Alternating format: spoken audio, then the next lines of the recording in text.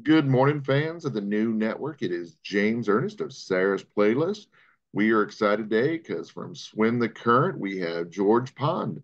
He is known from Disciples of Verity and Negative Sky. George, thank you for joining us. Thanks for having me, man. I appreciate that. So, we're excited to talk to you about all the different things about your band. First thing I want to know, though, is about you. And then when did you first fall in love with music? For me, it was young. My father was a musician. My brother was a musician. So I kind of grew up in the music family. My dad would sit around and play acoustic guitar and sing, Creedence Clearwater Revival and Nice. break out some, music books and start playing and stuff. So it started for me when I was really young, you know what I mean? And like, it seems like my entire life, I don't know if it's if it's me being a magnet to it or whatever, but it seems like I'm just always surrounded by musicians, and maybe it's just I get along with musicians really well. I That's awesome. don't Yeah, it know. kind of sounds like it's been destiny for you. Yeah, it really has been, and most of my life I enjoyed being a fan of music and going to shows and stuff like that, and always mesmerized by music. Was your father who taught you the bass, or did you learn that from someone else? So, my brother started becoming really good, at the guitar and stuff like that. And I think it was my desire to actually be in a band with my brother and play with my older brother, because he was so good at it, and I just wanted to be a part of it. When you're the younger brother, you always want to, gravitate towards what your older brother's doing and do what he's doing. So, and I wanted to hang out with his friends. I wanted to, be in a band with him. I think I just did it as a natural selection. You know what I mean? It was like, um, okay, if I want to be in a band with my brother or I want to do what my brother's doing, I better, find something that, is going to work with what he's doing. And obviously, didn't need another guitar player. And my mom wasn't really too much of a fan of drums. So, always was mesmerized by the bass and I liked a lot of jazz music and funk and always thought that was a really cool instrument because it was percussive. It was um, it just had a thing about it where that I gravitated towards, and it was something different, and I could actually play with my brothers. Nice. Did you play in any bands with him? Just garage bands and stuff like that. He eventually started gravitating towards more blues rock and stuff like that. And I think at the time I was like, I wanted to be such a purist in the bass world, as far as learning that I that's when I went towards the funk and the jazz and sort of like in like Stanley Clark and um, I started liking you know, Jaco Pastorius and guys like that were, big in the jazz world and stuff like that. So it was just something different than what he was doing. And so we kind of went our separate ways as far as, musicians to do. But, we did play in some garage bands and stuff early on. You mentioned funk. Funny story. We had Zap on yesterday. The funk band from Ohio. Oh, nice. That was fun. Yeah. But yeah, you mentioned or we mentioned earlier your one of your earlier bands, the Disciples of Verity. How did that get started? Oh, well, Corey Glover and I, we toured. One of my other bands had toured with Living Color. Ooh, I think it was back in 2007 or eight, I should say, when they released the Chair in the Doorway record. And so we became friends, obviously, through the tours. We did a whole United States tour with them. And, we kind of kept in touch. And then we were in California, at the NAMM convention out there. And the funny thing is we got snowed in, right? So I know that's funny in California, but, yeah. I'm from the East Coast and we couldn't take any flights. So They canceled all the flights back to New York and New Jersey. So we kind of spent some time in an Airbnb, and I started showing him some material, and he started showing me the new Living Color stuff. And I was like, hey, why don't you just do one song with me or whatever. So he came down to my place. I got a little home studio, and we cut one song, and it just snowballed from there, because he was in love with it and I was in love with Corey, because obviously he was growing up one of my Oh idols. You yeah. know what I mean? Living Color was a huge thing for me when I was growing up. I didn't even know Corey at the time, and have a two-time Grammy Award winner sing with me. I was like blown away. So Corey really liked what the material that I was writing, and he wanted to do a record. So we did a record, and then we just finished the new record this about a month and a half ago. So another record will be coming out for Disciples of Verity as well. Oh wow. So it sounds like you've got a lot Yeah. on your plate between the two bands. Oh my God. Yeah. I mean, I keep myself quite busy. Let's put it that way. And it's hard to balance, but two loves. I wrote a lot of material for both bands, and they're two very separate entities in one another. And I really love all the guys that are in both bands too. And it's like they're all my friends, and we've developed these relationships with one another. Although, Disciples has toured and played, and we have two records now under our belt. And Swim the Current is working on its debut record. And the funny thing is, we've never ever played in the same room with one another. It's all been through the internet. Oh So wow. we've seen each other. The first time we actually even met each other is when we shot the video for So Love. So is that because Marcus is all the way down in Texas? I would say because of the proximity of all players, right? So Chris Moore lives up by Niagara Falls. I live in New Jersey. The closest guy to me is Greg Antine, who lives, probably 25 minutes from me. But Joe Okay. is 2.5 hours away from me. He's in upstate New York, and Marcus is in Texas. So Okay. I would say it's more along the lines of this is just the process, right? This is how we go about it. We write things at home, and it's just the chemistry can't be something that's taught to one another or bought. The chemistry is automatically there, even though we're not in the same room. And I know that sounds odd, but it really just is. Definitely. I mean, that is You one of the know, great things about musicians. Either or that it's going to work, or it's not. I mean, you can tell right away that you all are clicking, and it sounds like you guys on the same page. So, how did you and Greg and Joe start Swim the Current? so um, Greg is really the catalyst for that. He had some songs that like I actually Joe is actually a featured guitar player on the first Disciples of Verity record, and Greg was one of the guys who really helped me develop Swim the Current in the beginning. Greg was in Swim the Current, believe it or not.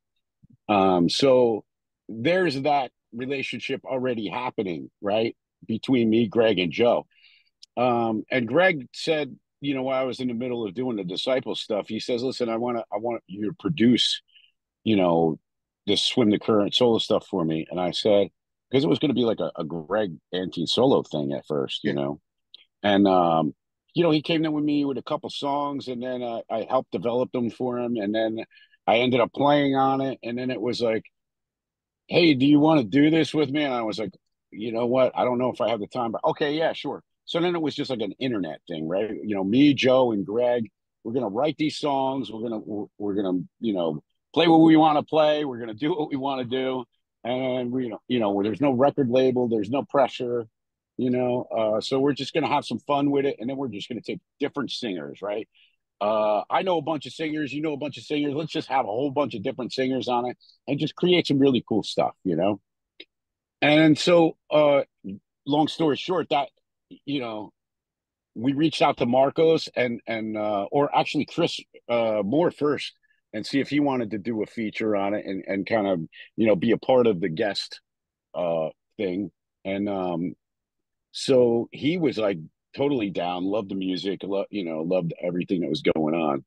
So then we just started, grabbing different singers and trying some things. And then Marcos was like doing some features and stuff like that. So I reached out to him. I know him from the Shattered Sun days, um, when he was in Shattered Sun. And I said, "Yo, Marcos, you want to check this out?" And then we did the first track was "We Are Not the Same." And the response was pretty damn good, and people started really digging it, and we all really dug it, right? So I mean, that's the reason why you do music, is just for yourself mostly, right? I So know it's not like we weren't really looking to, uh monetize on it in any direction. We just wanted to write some cool things for ourselves.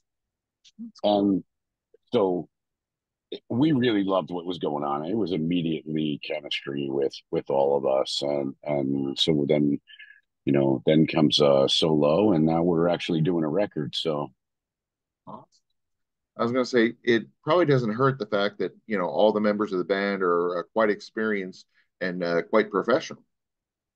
well, no, I mean, I think that's the whole reason why it works through the internet so well, is that, I would say that there's little to none of discussion when the tracks transfer from one to the other, right?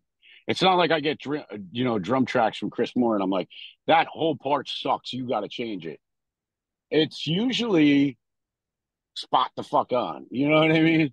Exactly. He's so spot on with it. And then same thing with Joe and Marcos. It's like you almost immediately love what's going on, and there's not really much of a discussion of what needs to be changed to make it so that people, love it. Or I wouldn't say people, I would say us, because like I said, you please yourself first, right? Exactly. I know it's If you don't like what you're doing, then you can't expect somebody else to like it.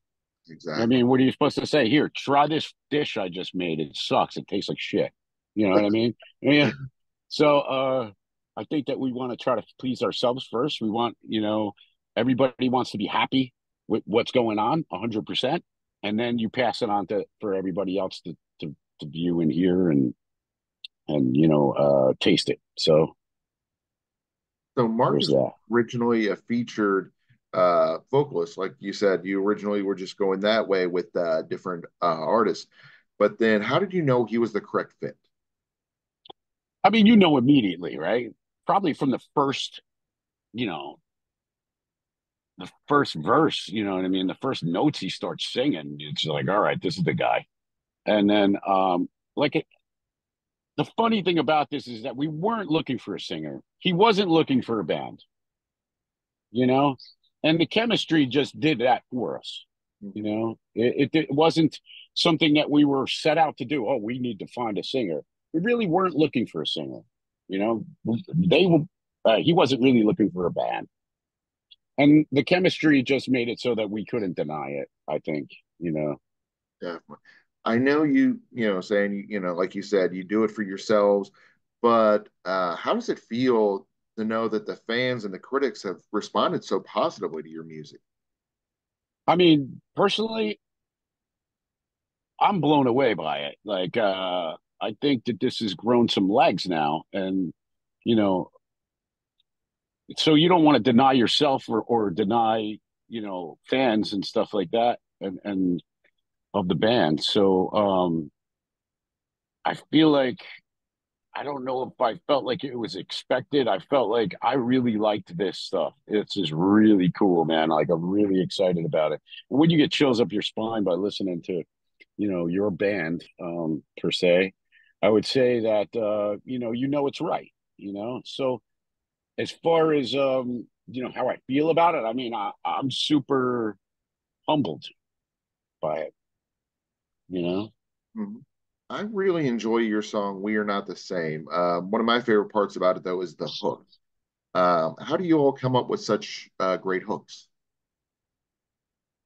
That's a collaboration. I mean, that song specifically, um, musically it was done, by myself and Greg mostly, and then I feel like everybody has. It's like baking a cake or whatever. There's certain ingredients that have to go into it to make something, um, you know, out of it.